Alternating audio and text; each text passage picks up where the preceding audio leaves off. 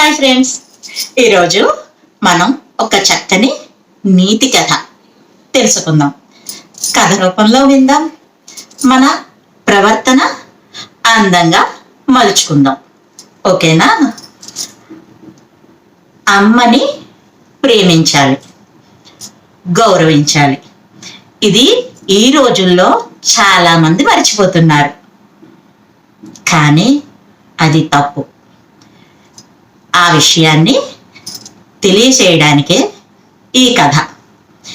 మీరు గౌరవిస్తే మీరు గౌరవాన్ని పొందుతారు జీవితంలో. మీరు గౌరవించకపోతే మీరు కూడా అవమానాలనే పొందుతారు. మీకు ఏది కావాలో మీరు నిర్ణయించుకోవాలి. కన్న తల్లిని గౌరవించండి, ప్రేమించండి, ఆదరించండి.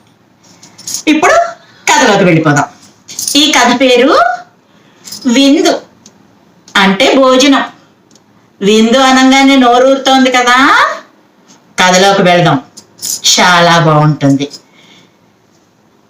ఒకరోజు సూర్యుడు, చంద్రుడు, వాయువు ఈ ముగ్గురు కలిసి విందుకు వెళ్ళారు. వాళ్ళ తల్లి నక్షత్రం. వారు ఎప్పుడు తిరిగి వస్తారా అని ఆమె ఆత్రంగా ఎదురు చూస్తోంది.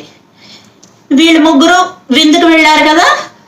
సూర్యుడు, వాయువు అక్కడ విందులో అన్ని రకాల పదార్థాలు చూసి చాలా బాగున్నాయని కావలసినవన్నీ చక్కగా భోంచేశారు. భోంచేసేటప్పుడు వాళ్ళకి అమ్మ ఒక్కసారి కూడా గుర్తుకు రాలేదు. కడుపే కైలాసంగా పాపం వాళ్ళు చక్కగా భోజనం చేసేశారు. చంద్రుడు మాత్రం తల్లి సంగతి జ్ఞాపకం ఉంచుకొని కొద్ది పదార్థాలు, ఆహార పదార్థాలు మధురంగా ఉండేవి తీసుకొని ప్యాక్ చేసి దగ్గర పెట్టుకున్నాడు. ఆ తర్వాత తను కూడా చక్కగా భోంచేసేసి ఇంటికి బయలుదేరు.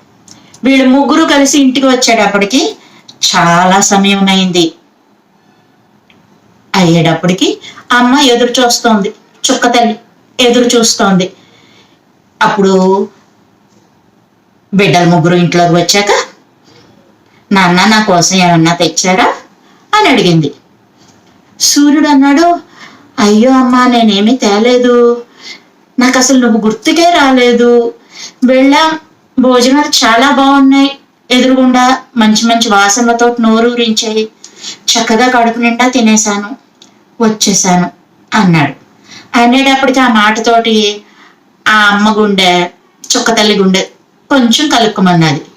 మరి నువ్వేం చేసావురా అన్నట్టు వాయువుని అడిగింది. అడిగేటప్పటికి, అమ్మ నేను కూడా కడుపు నిండా తిన్నానే కానీ నీ గురించి నాకు ఆలోచన రాలేదమ్మా అన్నాడు వాయువు తలదించుకుని.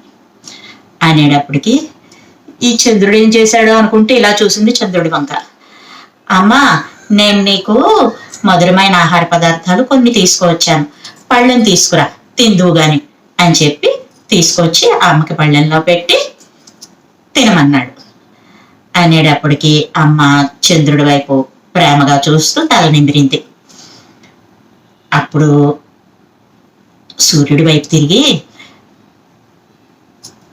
తల్లి గుర్తుకు రాని నీ వైభవం నీకు రాణించదు. నీ వేడి భరించలేక ప్రాణులందరూ నిన్ను, నీ తీక్షతను తట్టుకోలేక చూడలేక తల మీద గుడ్డైనా వేసుకుంటారు, గుడిగైనా పట్టుకుంటారు. నీకు తోడు ఈ వాయువు కూడా కదా. ఇతను కలిసినప్పుడు నీ వేడిని ఇంకాస్త పెంచేసి వడగాడుపులు చేసేసి వేస్తాడు. కాబట్టి ప్రాణులెవరూ మిమ్మల్ని హర్షించరు. ఇక ఏ సమయంలోనూ కూడా ఈ చంద్రుణ్ణి ఎవ్వరూ వద్దనుకోరు. ఈ చల్లదనాన్ని అందరూ కోరుకుంటారు. అమ్మలు ఈ చంద్రుణ్ణి చూపించే బొవ్వ తినిపిస్తారు బిడ్డలకి. అంత ప్రేమిస్తారు, ఆదరిస్తారు అని చుక్క తల్లి చంద్రుణ్ణి దీవించింది.